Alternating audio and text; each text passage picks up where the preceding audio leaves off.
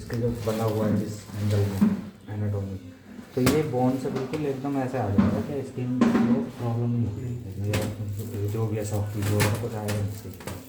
ठीक है, हमने डाल दिया। ये लाइन मैच कर लो, ये जो है ना अपना ब्लैक वाली, ये अगर तुम्हारी परफेक्ट है ना लाइन मैच कर दिया तो हमारी डायरेक्शन बिल्कुल से ठीक है। और अगर थोड़ा बहुत आगे पीछे है ना तो थोड़ा बहुत इसको वो कर सकते हैं, घुमा सकते हैं, है ना। ठीक है, नहीं तो अगर जैसे ब्लेड बाउंड में चली जाएगी तो फिर रोटेट तो होगी नहीं। हो जाता है तो कोई वो कैंसलस वो नहीं होती अंदर, कुछ नहीं होता। नहीं, ये हमारा चला गया पूरा बैठ गया बोन के अंदर। अब हमें कंप्रेस फ्रैक्चर को कंप्रेस करना है, तो ये एंटी क्लॉकवाइज जब हम इसको घुमाएंगे ना तो ये ब्लेड जो है ना स्पाइरल ब्लेड ये वापस आएगा। ठीक है, इसमें हम मैक्सिमम वो 5-7 mm 10 mm तक ही होता है कंप्रेस, लेकिन 10-12 तक चला जाता है इसमें कंप्रेस। इसमें क्या है अनलिमिटेड तुम ले सकते हो, क्योंकि ये रूफ बनी हुई है, यहाँ तक तुम कंप्रेशन ले सकते हो 13 mm तक का। लेकिन इतना का भी गैप होता है 13 mm को 7-10 mm का ज़्यादातर 5 mm। तो ये जितना इसको बैक घुमाओगे ना कंप्रेशन हाथ से नहीं घूमेगा तो एलन की दी हुई है, ये एलन की है, जो टाइट हो रहा है इसको घुमाओगे, कंप्रेस हो गया। और कंप्रेस होने के बाद में इसके अंदर इनबिल्ट स्क्रू है, इसके अंदर इसको डालो और इसको टाइट कर दो, इसको फुल टाइट कर दो। ये हो गया। तो इसके बाद देखो स्लाइडिंग तो इसकी रहेगी, इसको फिक्स करने के लिए हमें एंड कैप डालना पड़ेगा। ये स्लाइडिंग रहेगी? हाँ स्लाइडिंग रहेगी, इसको टाइट करने के बाद इसकी जो आगे पीछे की जो मूवमेंट है ना वो नहीं रुकेगी, वो रुकेगी तो एंड कैप से 0 का एंड कैप लो और डाल दो, वो मतलब नेल निकालने के बाद ये कंप्रेस हो गया हमारा। इसके बाद फिर इसको खोल के इसको सीधे अभी निकल नहीं रहा था ये, अभी देखा हुआ नहीं, इसको निकाल, इसके बाद इसको निकालना है। हाँ इसके बाद स्क्रू ड्राइवर तो निकल ही आया आपने, देखो वो है ना इसके अंदर वो बनी हुई है ना, तो थोड़ा बहुत फंसता है लेकिन निकल जाता है। तो कितना मतलब ये है ना कभी कभार ब्लॉक हो जाता है, थोड़ा बहुत हो जाता है वो, उसमें कोई दिक्कत नहीं, लेकिन निकल जाता है। तो दबाओ इसको निकाल लो अपना से, ये उठाओ, ये स्क्रू डल गया, उसके बाद सीधा अपना जिप खोल दो। नहीं अब मुझे बताओ कि ये थोड़ा सा तो कंप्रेस होना चाहिए इससे ये जो है ना सिर्फ इसकी ब्लेड की जो है ना रोटेशन रोकेगा। हाँ इसको जो है ना होल्ड नहीं करेगा, लेकिन हमने जो कंप्रेशन लिया है ना वो हिलेगा नहीं। हाँ इतना ज़रूर होता है कि वो हिलेगा नहीं कंप्रेशन। तो इसको कंप्रेस करने के बाद ही उसको टाइट करना है। हाँ इसको कंप्रेस करने के बाद में हमने वो टाइट कर दिया, फिर इसके बाद फिर इसको खोल लो, ठीक है, अब ऊपर से ये तो निकलेगा बैकआउट होने का कोई इसमें कोई चांस नहीं है। जैसे हेलिकल ब्लेड वगैरह बाहर निकल जाते हैं बैकआउट हो जाता है। नहीं अगर जैसे हमें रिवर्स लेना है तो हमें जैसे हमारी ब्लेड हमारी छोटी पड़ती है कुछ भी है तो इसको फिर टाइट मत करो, तो हमने डालते टाइम देख लिया।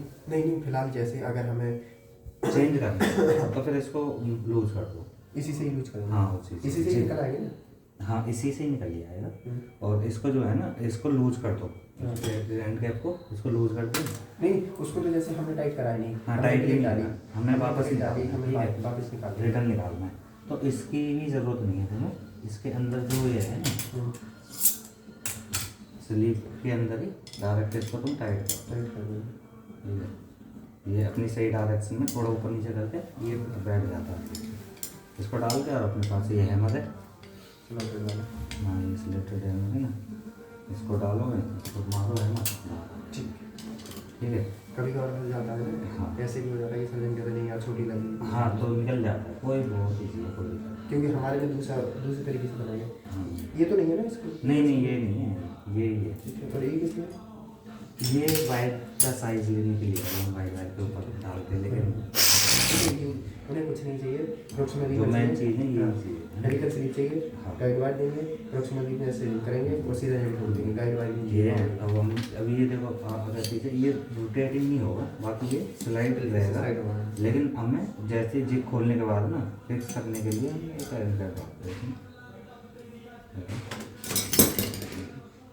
हैंड कैप इस पर लोड भी हो जाता है, तो पता ही होगा। पन्ना भी फोन किया था। अभी हेलो जी सर, फोन किया था आपने? और तुम वो रेड वाला हैंडल किस चीज़ का बता रहे थे मुझे बता। ये पता नहीं था। इससे भी आता है, ये एक्चुअली ये दिया हुआ हमने लेग स्क्रू के लिए, जो वो जाता है घूमता हुआ, डालने को हम इससे ये भी डाल सकते हैं, ठीक है। लेकिन इसमें क्या है, इसमें डायरेक्शन का जो है ना, जैसे ये स्क्रू की जो है ना, अगर हमारी ये लाइनिंग जो है ना, अगर ये उसके साथ से नहीं आएगी, GT की तरफ अगर सही नहीं बैठी, तो ये हमारा इनबिल्ट स्क्रू इसमें टाइट है, ठीक है। तो इसके लिए जो है ना, अगर आप इससे डाल लो तो इसमें एक चीज़ का ध्यान रखना होगा,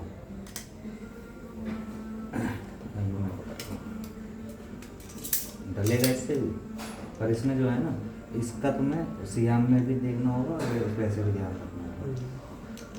तो जो हमारा जो इंटीरियर है ना, जिस पोजीशन में हमने ब्लेड डाला, ठीक है, हम ऐसे ब्लेड डालते हैं, तो ये जो लाइनिंग है ना, ये ऐसे रहनी चाहिए, तो यहाँ पे बना हुआ है मार्किंग के लिए, हाँ जो ब्लेड जो वो है ना कट है, वो इस तरह से बिल्कुल इंटीरियर रहना चाहिए, या थोड़ा हमारा हाथ नीचे की तरफ रहता है, लेकिन ये डायरेक्शन जो है ना बिल्कुल ऐसे रहनी चाहिए, ये ऊपर नीचे रहेगा। इससे कंप्रेस कैसे आएगा? इससे कंप्रेस अभी हमने देखो, मैं बता रहा हूँ, कंप्रेस इससे आएगा नहीं, ये तो लगा रखा हाँ लगा हुआ है, मैं बता रहा हूँ, कंप्रेस इस जिप से ही आएगा ना, नहीं, वैसे ऐसे ही बता दो। हाँ मैं वैसे बता रहा हूँ, थोड़ा सा बता दो। ठीक है। जैसे देखो हमारा ये है ना, इसमें ये यहाँ पे टच हो गया, ठीक है। तो जब हम ये इसको पूरा खोल के ही रखो, जितना जाएगा चला जाएगा, ब्लेड डाल दिया हमने, अब उसको फ्रैक्चर को कंप्रेस करना है, तो इसको जो है ना हम जब घुमाएंगे क्लॉकवाइज, तो ये जो है ना ब्लेड को वापस लेके आएगा, इससे टच होके ना ये कंप्रेशन पैदा होगा जब। अच्छा, समझ गया। तो जब दोनों ये फंसेंगे ना, जब इसको आप टाइट करोगे जितना भी, तो ये उतना कंप्रेशन ठीक है ना। इसमें एंटी क्लॉकवाइज है और इसमें क्लॉकवाइज है, तो दोनों में ये फ़र्क है, वाली कंप्रेशन दोनों में आता है। अगर इससे कभी अगर आप डलवा रहे हो ना, तो अच्छा हाथ से आपको करना पड़े, लेकिन ये कट जो है ना बिल्कुल इसके पैरेलल रहना चाहिए, ठीक है ना। ये है इसका मेथड, और कोई बहुत बड़ा रॉकेट साइंस है।